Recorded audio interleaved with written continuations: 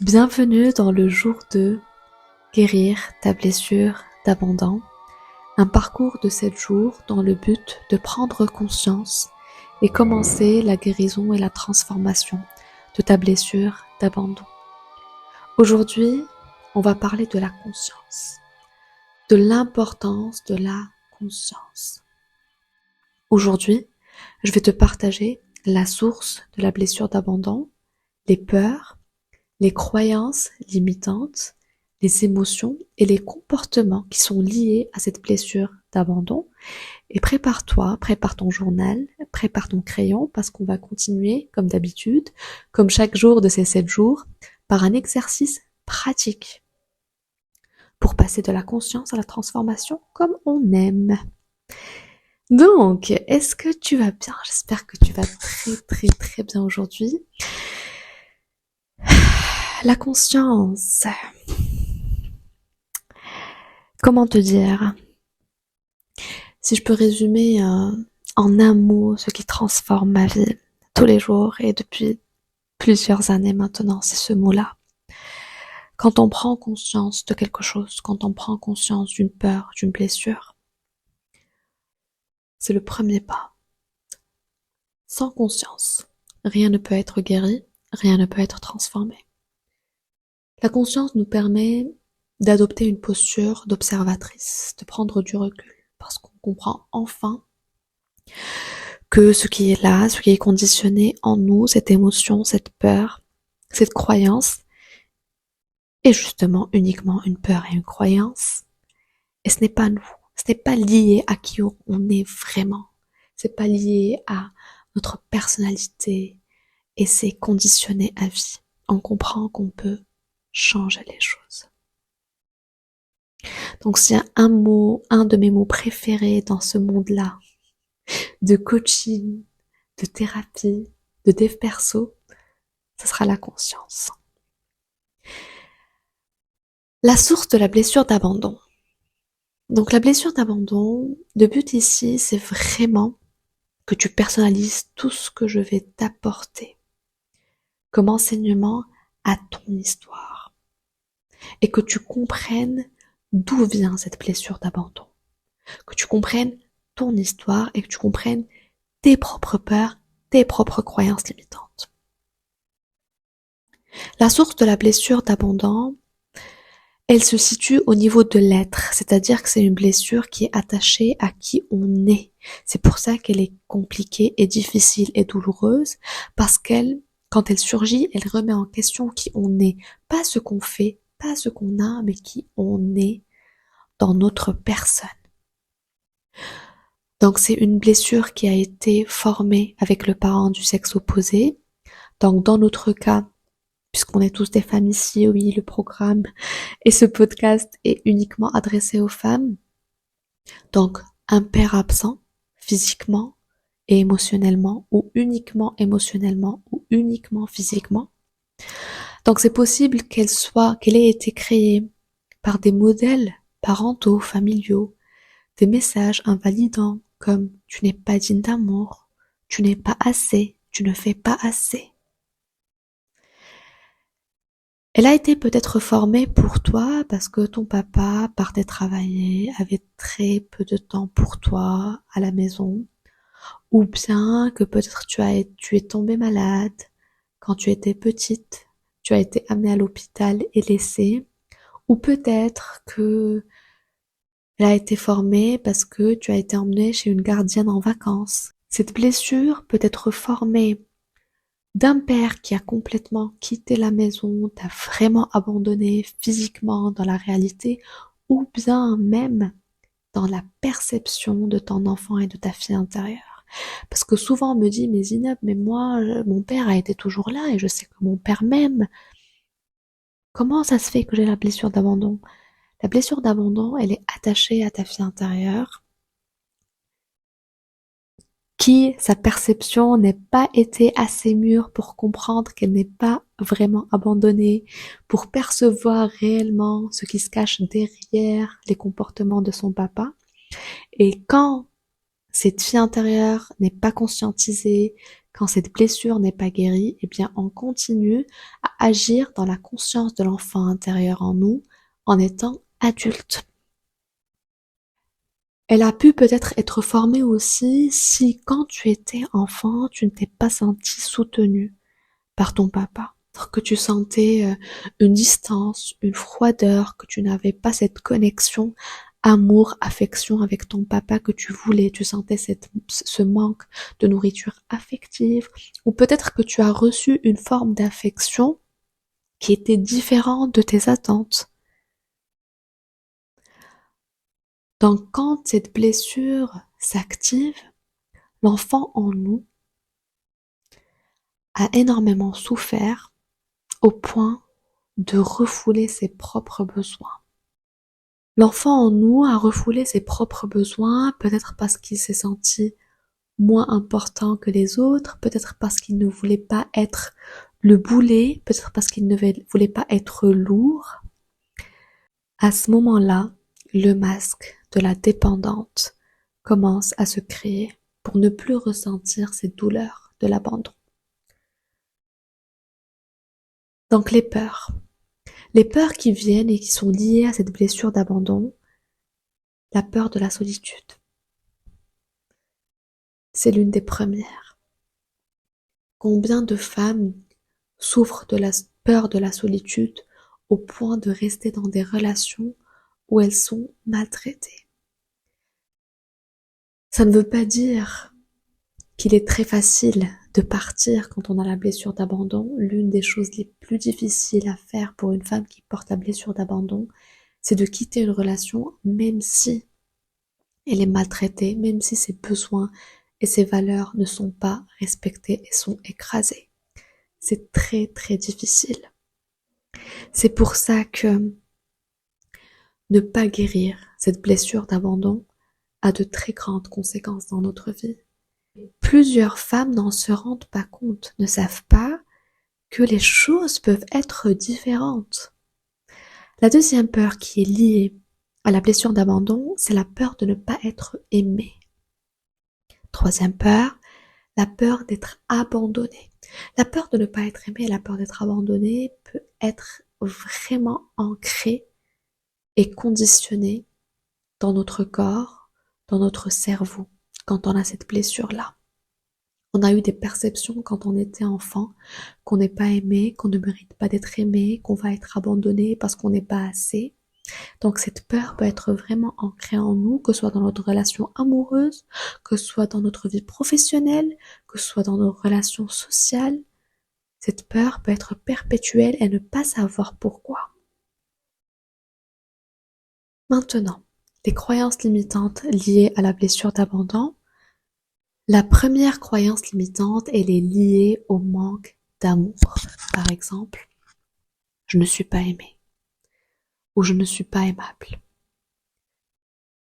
Cette croyance-là peut être très douloureuse et peut coûter beaucoup, par exemple dans nos relations amoureuses. J'ai reçu un témoignage d'une personne qui m'a dit: Zineb, tu nous dis que c'est possible de guérir la blessure d'abandon, mais moi je ne peux pas. Et d'ailleurs, moi je demande toujours à mon mari de me rassurer, de me dire qu'il m'aime. Alors extérieurement, il fait des choses dans l'objectivité, il fait des choses qui prouvent qu'il m'aime, mais j'ai besoin d'être constamment rassurée. Et aujourd'hui, il en a marre. Mais moi, je n'arrive pas à faire autrement. Quand cette croyance, je ne suis pas aimée, est tellement ancrée, on ne peut pas recevoir un niveau d'amour supérieur à celui qu'on croit être ou qu'on croit mériter. C'est pour ça que cette femme a du mal à voir l'amour de son mari. Même si objectivement et logiquement elle le voit, mais dans son corps, il y a une peur, il y a quelque chose d'ancré, un conditionnement émotionnel qui ancre, qui est conditionné par ce manque d'amour. Et regarde comment Elle me dit qu'il commence à en avoir marre et c'est possible que ça parte loin jusqu'à ce que lui décide de partir parce qu'il ne peut plus vivre comme ça. Regarde comment la blessure d'abandon et ses croyances limitantes qui sont liées à cette blessure peuvent créer un autre abandon. Deuxième croyance liée à cette blessure, c'est la dévalorisation de soi. Elle est autour de la dévalorisation de soi. Par exemple, je ne suis pas assez. Je n'ai pas assez de valeur. Je n'y arriverai jamais.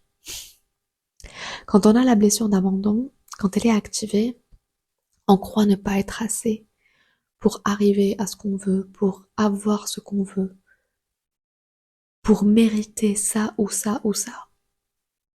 On sent que notre présence n'a pas assez de valeur, qu'elle est moins importante que celle des autres, que notre vie est moins importante que celle des autres, que nos besoins passent après les besoins des autres, que nos valeurs passent après les valeurs des autres. Et bien sûr, ça peut avoir des répercussions énormes dans ta vie, dans tes relations, dans ta relation à toi-même. Parce que déjà, tu peux ressentir, quand tu écrases tes valeurs, tu peux ressentir une frustration, une colère envers l'autre sans savoir pourquoi, mais alors que c'est toi qui as décidé inconsciemment d'écraser tes valeurs. Ou bien tu peux sentir une très grande culpabilité envers toi-même parce que ta voix intérieure te crie quelque chose, mais tu n'arrives pas et tu fais le contraire dû à cette croyance. Donc ça peut coûter très cher. Évidemment, dans mon programme Guérir ma blessure d'abandon, je vais te parler, détailler beaucoup plus de croyances limitantes. Là, on n'aura pas le temps pour décrire toutes les croyances limitantes, toutes les émotions, tous les comportements. Je vais te donner quelques-uns. Mais si tu veux aller encore plus loin, n'hésite pas à aller checker mon programme et à t'inscrire et à profiter de l'offre de lancement surtout. Maintenant, les émotions liées à la blessure d'abandon. Une tristesse profonde. Une tristesse profonde qui peut surgir sans déclic extérieur. Des fois, il peut y avoir une condition extérieure qui a déclenché cette émotion-là de tristesse, mais des fois, il peut surgir et on ne comprend pas pourquoi. Pourquoi hier, j'étais bien, j'étais très bien, je me sentais sereine et aujourd'hui, tout d'un coup, je me sens très triste. C'est lié à la blessure d'abandon. La même chose, une autre émotion qu'on ressent souvent quand on a cette blessure d'abandon, c'est le stress et l'anxiété.